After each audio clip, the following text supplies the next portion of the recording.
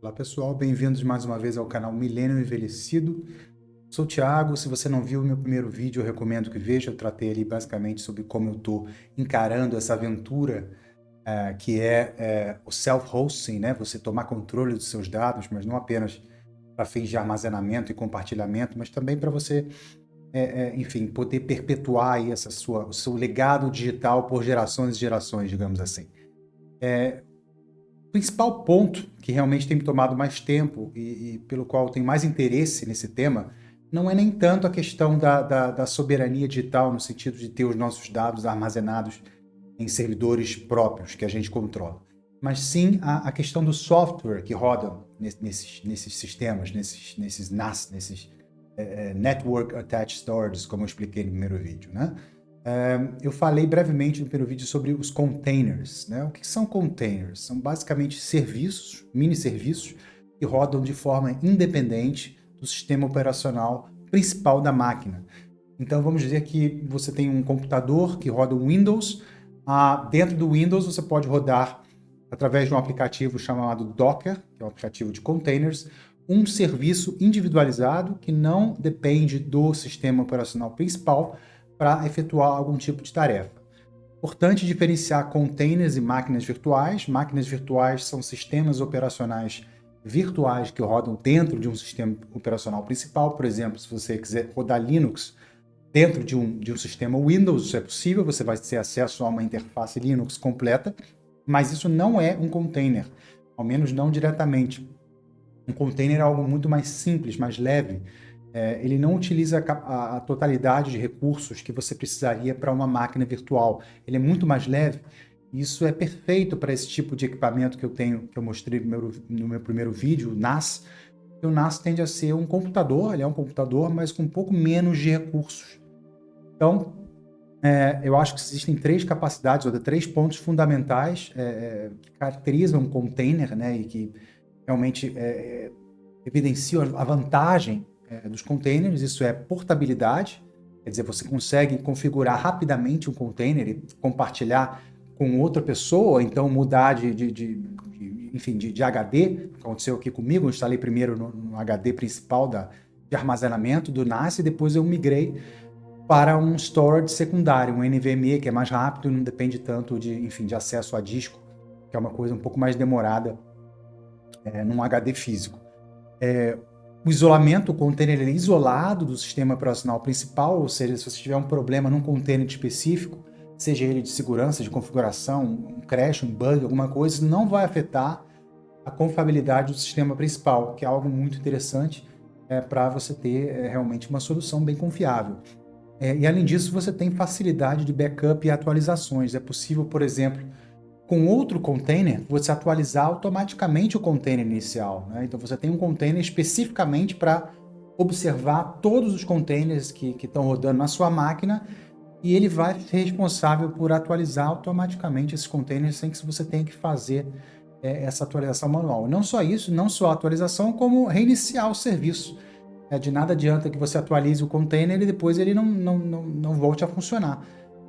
Muitos desses containers são fundamentais aí para prover a infraestrutura que você precisa para ser digitalmente independente. Então é importante que eles sejam atualizados e também reiniciados sempre que necessário. Então esse é um overview bem simples, eu também sou um iniciante nesse tema, apesar de já trabalhar com TI há muito tempo, mas com containers é algo que eu tenho trabalhado há relativamente pouco tempo. Eu vou colocar agora para vocês a minha tela do meu NAS principal, da WeGreen. Mais uma vez, se você não viu o primeiro vídeo, veja, porque lá eu detalho exatamente o que é esse NAS, como ele está funcionando, quanto eu paguei por ele, quais são as características desse sistema. Basicamente um sistema de armazenamento conectado à internet e à minha rede local, é o NAS, Network Attached Storage. E eu vou mostrar para vocês quais são os serviços, quais são os containers que eu tenho rodando e que tem me ajudado de uma forma imensa aí a dar esses primeiros passos na minha soberania digital. Estou aqui agora na interface principal do UGOS, que seria o sistema operacional do NAS da Ugreen. Basicamente um sistema Linux, mas com alguns elementos que a gente conhece aí dos sistemas operacionais normais, tipo Windows mesmo, né, que o pessoal mais usa. A gente tem painel de controle, arquivos, uma loja de aplicativos e vários outros elementos interessantes. O objetivo desse vídeo não é mostrar o sistema operacional em si, isso eu vou fazer em um outro vídeo, mas sim mostrar quais os containers que eu estou rodando, o que seria realmente, qual seria a usabilidade que eu teria para esses containers.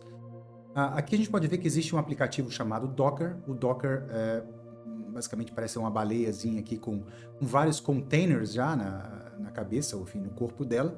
É justamente o aplicativo mãe, onde residem todos esses containers, que, como eu disse inicialmente, são pequenos serviços, pequenos aplicativos que rodam de forma independente do sistema operacional. A gente abrindo essa tela, a gente pode ver aqui algumas informações interessantes. Por exemplo, os serviços estão rodando de forma normal. No momento ele tem 17 containers em operação. Estou usando em torno de 17 GB para esses containers. Aqui a gente tem o uso do CPU do NAS, que é um CPU de 12ª geração da Intel com 6 threads, 6 núcleos, né? Desculpa, 5 núcleos e 6 threads. Ele tem, na verdade, um thread a mais, um thread em hyperthreading, são 5 núcleos no total. Eu estou usando aqui em torno de 8% de capacidade, ou seja, no momento eu não estou fazendo nada de especial. Os containers estão simplesmente rodando, servindo aí os arquivos, a rede. Eu vou depois entrar em detalhes sobre o que cada um faz. Mais um ponto interessante é que eu estou usando 61% da minha memória RAM. Isso quer dizer que num futuro próximo eu vou ter que fazer um upgrade da memória RAM. Esse NAS da Ugreen usa 8 GB de memória DDR5. Eu vou possivelmente fazer um upgrade aí para 16 ou 32 futuramente. Mas por enquanto eu acho que eu não tendo a aumentar esse número de containers aqui de forma demasiada, né? 17 já é um número razoável e eu já tenho aqui quase tudo o que eu mapeei que eu possa fazer inicialmente com esses containers, tá? Agora eu vou mostrar para vocês quais são de fato esses containers, aqui clicando na parte da esquerda. Eu tenho inicialmente 2 containers iniciais chamados iCloud PD, Thiago, que é o meu nome, e tem também o nome da minha esposa. Basicamente, esse aqui é um serviço que ele fica fazendo um check dos servidores da Apple para ver se existem fotos que foram tiradas ou, enfim, enviadas para o iCloud. Eu tenho um iPhone, a minha esposa também, a gente tira uma foto, essas fotos vão automaticamente para os servidores da Apple. Isso é algo que eu quero no médio prazo retirar, mas por enquanto eu ainda tenho essas assinaturas, eu quero ter certeza que essas fotos estão vindo para o meu servidor NAS. Então, eu faço esse check automático. Eu já fiz o login nos 2 serviços enfim, com a minha senha da Apple e também com aquela autenticação que é necessária. E esse container fica então rodando aí de forma sistemática, uma vez por dia, 2 vezes por dia, para ver se tem fotos novas, e faz esse download automaticamente. Então, digamos que a Apple faça que o Trump assine uma medida provisória lá banindo os brasileiros de serviços da Apple, ou mesmo que o governo brasileiro cancele aí a possibilidade de usuários brasileiros adquirirem esses serviços.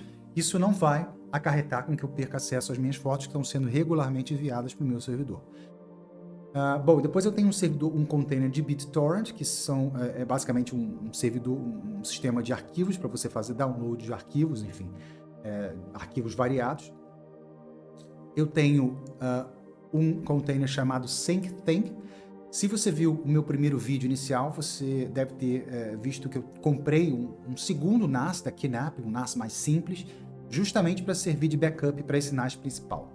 Então eu tenho esse container da SyncThing aqui rodando nos 2 NAS e ele faz basicamente a sincronização dos dados. Quer dizer, se eu mandar uma foto nova do meu iCloud para esse NAS principal, esse SyncThing vai detectar isso e vai mandar automaticamente, vai sincronizar essa pasta com o meu NAS de backup. Então esse é um container bem útil e que faz aí essa minha solução de backup funcionar.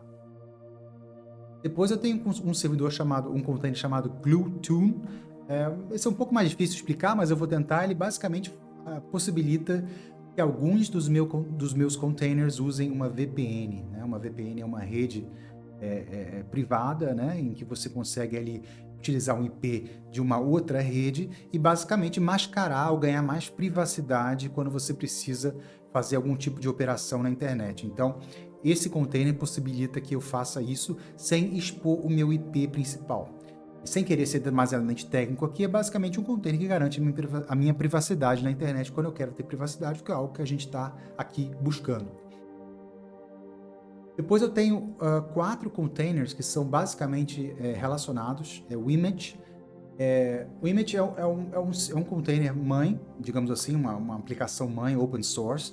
Ele busca aí substituir os serviços de fotos que a gente encontra, por exemplo, nos telefones ou computadores da Apple, ou mesmo nos telefones Android, né? Você tem aquele aplicativo Fotos, que ele faz enfim, reconhecimento facial, detecta onde a foto foi tirada, compartilha através de álbuns e, enfim, permite aí que você faça até operações usando a inteligência artificial para encontrar fotos, por exemplo, com uma bola, digamos assim, né? Encontra um menino jogando com uma bola, isso é possível, por exemplo, no telefone da Apple, mas eu também consigo aqui com o Image, ele tem aqui um módulo de Machine Learning, eu também consigo encontrar as minhas fotos dessa forma. Então, é um container de 4, basicamente são 4 containers que servem a um serviço do Image, e depois eu vou entrar em detalhes em um outro vídeo sobre como eu uso esse container, que é um dos meus favoritos, sem dúvida. Vou descer aqui. Próximo container é o Jellyfin. O Jellyfin é basicamente um Netflix. Netflix aí operando na sua casa, na sua rede. Ele é um front-end aí de mídia digital, de vídeos, de filmes, de shows, enfim, tudo que você quiser colocar. E o meu plano, eu já fiz o cancelamento da minha assinatura do Disney Plus e agora estou só no Jellyfin. Eu ainda tenho Netflix, mas futuramente eu penso em cancelar também. Então, basicamente, é o Netflix aqui e hospedar no nosso próprio servidor. Depois eu tenho mais uma solução de VPN chamada Tailscale, que permite que eu conecte, por exemplo, o meu laptop quando não estou na minha casa, a minha rede de casa, minha rede VPN de casa, acesse meus servidores locais e ganhe mais privacidade também quando eu estiver usando, por exemplo, um Wi-Fi externo, enfim, aeroporto, alguma coisa assim. Tem mais 2 containers aqui também parecidos, o WSDD e Samba, são containers de servidores de arquivo aí para facilitar a comunicação entre o meu NAS e os meus clientes na minha rede, permitir que eu acesse os arquivos do NAS mais facilmente. Tenho um container chamado AirPrint. Eu tenho uma impressora que é, assim, a laser razoavelmente boa da Samsung, mas que não tem Wi-Fi, enfim, não tem AirPrint que permite que eu imprima do meu telefone diretamente. Então eu tenho um container rodando aqui e ele se conecta com a impressora e permite que eu faça aí essa impressão sem fio. Então eu acho muito simples, mas muito legal também de ter. DuckDNS. Bom, isso aqui é para... Eu tenho uma conexão de internet com IP dinâmico, isso quer dizer que esse IP ele pode mudar, variar, e se eu estou aí, digamos, fora de casa, talvez seja um pouco difícil para eu identificar qual é o IP atual da minha máquina, do meu NAS, para eu poder acessar remotamente. Então eu tenho um servidor, um container chamado DuckDNS, um serviço gratuito. Ele automaticamente atualiza o seu IP público e faz o match desse IP público com um domínio, tipo nas.duckdns.org. Então, ao invés de precisar memorizar um IP que está sempre mudando, eu posso acessar diretamente esse endereço do DuckDNS e ele vai me jogar no meu servidor, basicamente para isso. Penúltimo container é o Watchtower. Esse é um container que eu mencionei no início do vídeo, que ele permite que eu atualize todos os outros containers automaticamente. Então, o Watchtower é basicamente uma torre de observação. Ele observa todos os containers que estão em andamento e caso tenha algum container com uma versão atualizada disponível online, ele faz essa atualização. Isso é importante porque se a gente está hospedando os nossos próprios serviços, a nossa própria nuvem, é importante que isso seja feito de forma segura. Então esse container garante aí que a gente esteja rodando sempre a última versão dos diferentes containers. E por fim, eu tenho acho que é o meu container favorito, que é o Pi-hole. Isso é um serviço de ad blocking, né, de bloqueio de anúncios e de segurança de redes rodando diretamente na nossa rede, ou seja, a gente não depende de nenhum aplicativo externo nos browsers, ele já está rodando nesse container. Isso quer dizer que eu posso entrar com o meu celular sem instalar nenhum tipo de ad blocker e ele vai bloquear os anúncios como se eu tivesse esses aplicativos, mas de uma forma mais sofisticada, sem precisar usar o processador, enfim, a bateria do celular ou do laptop ou do meu desktop, no caso não tem bateria, mas os recursos do meu desktop para fazer esse bloqueio de anúncios. Isso é tudo feito de forma centralizada no meu NAS através desse container. Você pode ver que eu estou com vários clientes rodando aqui, a minha filha, a minha esposa estão em casa agora vendo enfim, acessando a internet. Eu estou usando muito pouco CPU, 1% do meu CPU para fazer esse bloqueio de anúncios, essa filtragem de tráfego para evitar aí sites maliciosos. E depois eu vou mostrar com mais calma também cada um desses containers. Cada um desses containers tem uma interface web que a gente pode entrar e configurar diversas opções. O último que eu comentei, o Pi-hole, a gente pode entrar e bloquear domínios, baixar listas de sites maliciosos ou lista de anúncios que talvez sejam mais novos, que não estejam sendo bloqueados por um motivo. É uma ferramenta open source, quase todos esses containers que eu mencionei são open source, são código aberto, quer dizer que eles estão melhorando com feedback, com input da comunidade, que para mim é essencial, porque são milhões de pessoas utilizando esses containers.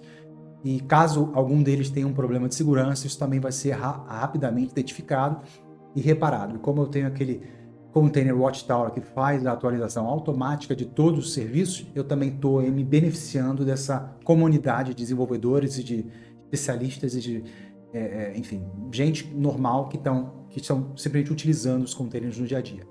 Então, pessoal, essa foi um look basicamente bem rápido aí do que eu estou utilizando em termos de containers hoje, em julho de 2025. Essa lista deve crescer, mas eu acredito que não muito mais, porque há um limite também. Eu não quero simplesmente instalar qualquer container só para dizer que eu tenho. Cada um deles faz sentido para mim, a realidade da minha família. Se você tiver qualquer dica de containers aí que eu não tenha instalado, eu serei muito grato. Como eu disse no início, eu estou há pouco tempo nessa aventura do self-hosting. Então, qualquer tipo de dicas aí seriam muito bem-vindas. Agradeço a atenção e até o próximo vídeo.